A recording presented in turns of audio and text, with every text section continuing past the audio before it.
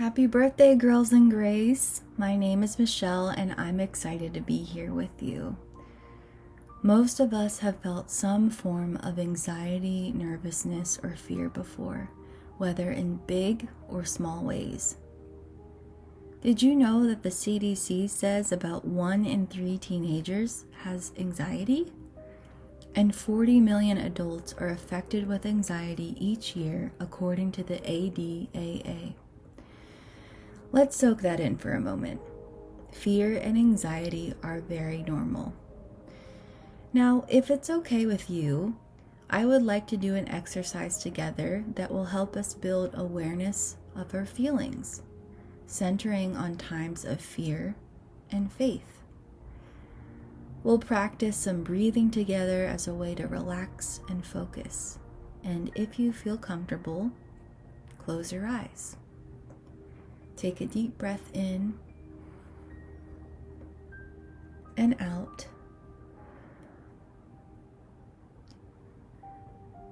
Imagine a time when you were feeling nervous and afraid. How did this fear feel in your body? What thoughts ran through your mind? How did this fear cause you to act? Take a deep breath in, hold it, and exhale, pushing this memory out of your mind. With your eyes still closed, now imagine a time when you felt extreme faith and belief. Believing in yourself, believing in God. A time when you felt connected.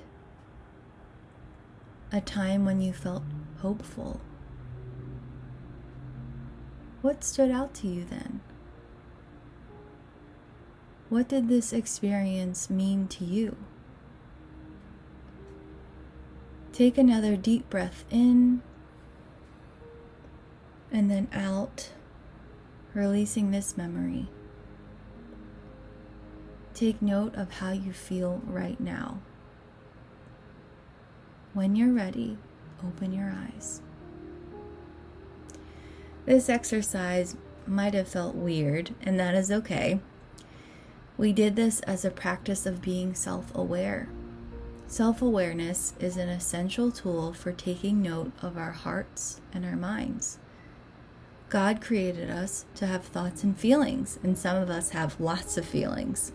I want to invite you to think about feelings as neutral, neither bad nor good. Feelings are like the tide of an ocean. They come in and they go out. They can actually be tools to teach us about ourselves and the people around us. All feelings are valid. And we can even feel multiple emotions at the same time. It can get pretty complex. Let's talk about the feelings of fear and faith again. If you read scripture, you might notice that regular people who follow God felt both fear and faith too, and sometimes at the same time. Faith takes trust, and that is scary. Even Jesus' closest friends and family felt fear and faith. Feeling this way is normal and perfectly okay. An interesting question to ask ourselves, though, is who is leading the dance of these emotions? Is it fear? Is it faith? Who's in charge? When we pay attention to which emotion is leading, we can learn from this. We can invite God to meet us with our feelings. We can be vulnerable with our friends, communities, and loved ones in our safe spaces. I want to share a technique from psychology that therapists call the miracle question. This may seem like a strange question to ask, but please bear with me. Imagine going about your life as normal, and heading off to sleep at the usual time, unknown to you. During the night, something happens, a miracle. When you wake up the following day, something exciting has happened. Fear and anxiety are no longer leading your life. What would be the very first difference you would notice without fear in charge? Take a moment to reflect. Maybe you feel prompted to draw or journal about this idea at a later time. As our time wraps up, I want to remind you of your worth. You are enough. Your feelings are valid, and you are loved. Although fear comes in and out of our lives, we can meet God with our fear. We can invite God to be with us, to sit by us and comfort us in the fear.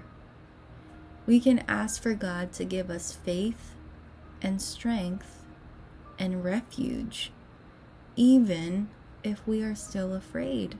Psalm 91 verses 1 through 4 read, "Living in the Most High's shelter, camping in the Almighty's shade, I say to the Lord, you are my refuge, my stronghold.